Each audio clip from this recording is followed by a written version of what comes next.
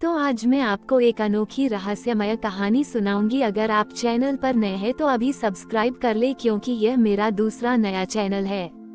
तथा कहानी पूरा देखे, अंत में एक अनोखा रहस्य छुपा है। धन्यवाद। तो सुनिए। पुराने समय की बात है। एक दूर गांव में देवदत्त नाम का एक प्रसिद्ध संगीतकार रहता था। देवदत्त अपनी वीणा व आदन और मधुर गायकी के लिए दूर दूर तक विख्यात था। उसकी संगीत में इतनी शक्ति थी कि सुनने वाले मंत्रमुग्ध हो जाते थे। लेकिन देवदत्त की सबसे बड़ी इच्छा भगवान शिव को अपनी कला समर्पित करना था। वह महादेव को अपना गुरु मानता था और चाहता था कि उसकी वीणा से निकली हर धुन शिव के चरणों में अर्पित हो।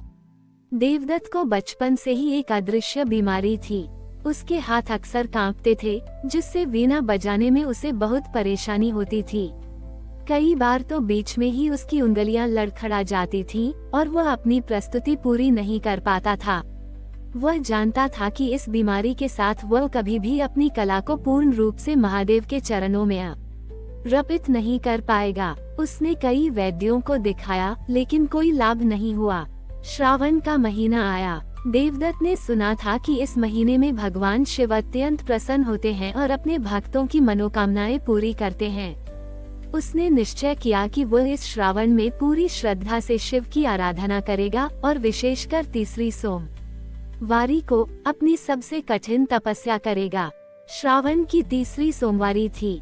सुबह से ही मंदिर में भक्तों की भीड़ लगी थी। देवदत्त ने गंगा में स्नान किया और फिर मंदिर के पास एक शांत कोने में बैठ गया। उसने अपनी वीणा उठाई और महादेव का स्मरण करते हुए ध्यान में लीन हो गया।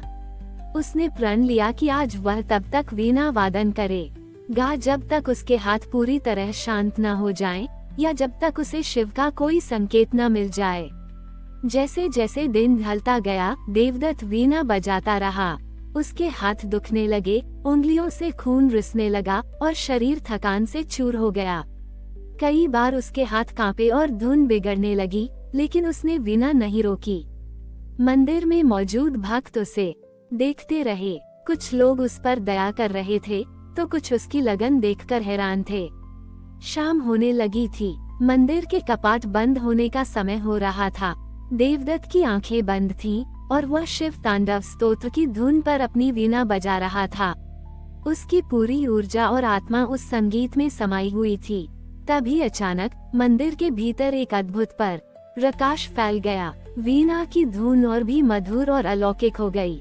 देवदत्त को ऐसा लगा जैसे उसके हाथों से कंपन पूरी तरह गायब हो गया हो और उसकी उंगलियां वीणा पर किसी अदृश्य शक्ति के इशारे पर नाच रही हों। प्रकाश के बीच देवदत्त को एक क्षण के लिए भगवान शिव का दिव्य रूप दिखाई दिया। महादेव ने मुस्कुराते हुए उसे देखा और एक पल के लिए अपनी पिनाक वीणा को छुआ। उस स्पर्श मात्र से देवदत्त का पूरा शरीर ऊर्जा से भर गया। उसकी बीमारी पूरी तरह से ठीक हो चुकी थी। उसके हाथ अब कभी नहीं कांपे। जब प्रकाश गायब हुआ और धुन शांत हुई, तो देवदत्त ने आंखें खोलीं। उसने देखा कि मंदिर के सभी भक्त उसे आश्चर्यचकित होकर देख रहे थे। उसकी वीणा से अब भी एक मधुर प्रतिध्वनि आ रही थी और उसके हाथ पूरी तरह स्थिर और शक्तिशाली थे। मंदिर के पुजारी ने देवदत्त के पास आकर कहा, देवदत्त, तुम्हारी भक्ति और तुम्हारी संगीत की तपस्या ने महादेव को प्रसन्न कर दिया है। आज से तुम्हारे संगीत में एक दिव्य शक्ति होगी जो लोगों के दुख दूर कर सकेगी। उस दिन से देवदत्त ने अपना जीवन भगवान शिव की महिमा गाने और अपने संगीत से लोगों की सेवा करने में लगा दिया। उसकी धुनें सिर्फ कानों को नहीं, बल्कि आत्मा को भी शांति देती थीं। वह जहाँ भी जाता, अपनी वीणा के माध्यम से शिव के दिव्य संदेश को फैलाता।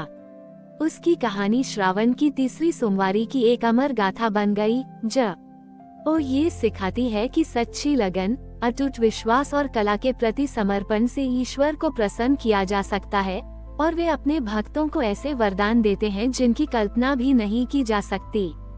देवदत्त की श्रावण की तीसरी सोमवारी पर मिली दिव्य शक्ति की खबर पूरे गांव और आसपास के क्षेत्रों में बिजली की तरह फैल गई।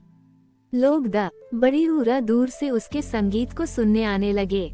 देवदत्त की वीणा से निकलने वाली धुनें अब सिर्फ मधुर नहीं थी, उनमें एक अलौकिक शक्ति थी। जो कोई भी उसके संगीत को सुनता, उसके मन को शांति मिलती और कई लोगों ने अनुभव किया कि उनके शारीरिक और मानसिक कष्ट दूर हो रहे थे। देवदत्त ने अपनी नई शक्ति का उपयोग कभी अपने व्यक्तिगत लाभ के लिए नहीं किया। उसने अपना पूरा जीवन भगवान शिव की महिमा गाने और अपने संगीत से लोगों की सेवा करने में लगा दिया। उसने गांव में एक छोटी सी कुटिया बनाई, जहां वह हर रोज सुबह शाम वीणा वादन करता था। लोग वहां आकर बैठते और उसके संगीत में खो जाते। गांव के मुखिया, जिन्होंने देवदत्त के चमत्कार को अपनी आंखों से देखा था, उसके बहुत बड़े प्रशंसक बन गए। उन्होंने देवदत्त से अनुरोध किया कि वह गांव के बच्चों को संगीत सिखाए, ताकि उसकी कला और महादेव का आशीर्वाद आने वाली पीढ़ियों तक बना रहे। देवदत्त सहर्ष मान गया। उसने एक छोटी सी पाठशाला खोली, जहां वह निस्वार्थ भाव से बच्चों को संगीत की शिक्षा देने लगा। वो उन्हें सिर्फ धुनें नहीं सिखाता था, बल्कि संगीत के माध्यम से जीवन के मूल्यों, धैर्य और ईश्वर पर विश्वास का पाठ भी पढ़ाता था। कई वर्षों तक देवदत्त ने अपनी दिव्य कला से गांव और आसपास के क्षेत्रों में सुख और शांति फैलाई। उसके शिष्य भी उसके जैसे ही छोटी ही नम्र और समर्पित संगीतकार बने। उन्होंने भी अपने गुरु से मिली शिक्षा और दिव्य संगीत को आगे बढ़ाया। एक श्रावण की तीसरी सोमवारी थी। देवदत्त अब बहुत वृद्ध हो चुका था। वो अपनी कुटिया में बैठा वीणा बजा रहा था और उसके शिष्य उसे घेर कर बैठे थे। उसकी उंगलियां आज भी उतनी ही स्थिर और जादू भरी थीं। जैसे जैसे वह शिव मंत्रों पर आधारित एक नई धुन बजा रहा था, उसके चेहरे पर एक अलौकिक शांति छा गई। उसकी आंखें धीरे धीरे बंद हो गईं और उसने अपनी अंतिम सांसें अपनी वीणा की धुन के साथ ही लीं। गांव शोक में डूब गया, लेकिन कोई उदास नहीं था। उन्हें पता था कि देवदत्त ने अपना जीवन पूरी तरह से जिया था और भगवान शिव के चरणों में अपना स्थान प्राप्त कर लिया था। गांव वालों ने देवदत्त की कुटिया को एक छोटे मंदिर में बदल दिया, जिसे संगीत महादेव मंदिर के नाम से जाना जाने लगा। वहां उसकी वीणा को सहेज कर रखा गया। आज भी श्रावण की तीसरी सोमवारी पर उस गांव में एक विशेष उत्सव मनाया जाता है। देवदत्त के शिष्य और उनके शिष्य यानी संगीत की कई पीढ़ियां उस मंदिर में इकट्ठा होती हैं और पूरे दिन महादेव की स्तुति में संगीत कार्यक्रम प्रस्तुत करती हैं। बच्चे देवदत्त की कहानी सुनते हैं और उससे प्रेरणा लेते हैं। यह उत्सव केवल संगीत का नहीं, बल्कि विश्वास की शक्ति, कला के समर्पण और निस्वार्थ सेवा का प्रतीक है। देवदत्त की कहानी आज भी लोगों को ये सिखाती है कि जब आप अपनी कला या अपने कर्म को ईश्वर के प्रति समर्पित करते हैं, तो वह न केवल आपको पूर्णता प्रदान करता है, बल्कि पूरे समाज के लिए एक प्रेरणा बन जाता है। उसके संगीत का अमृत आज भी उस गांव की हवा में घुला हुआ महसूस होता है।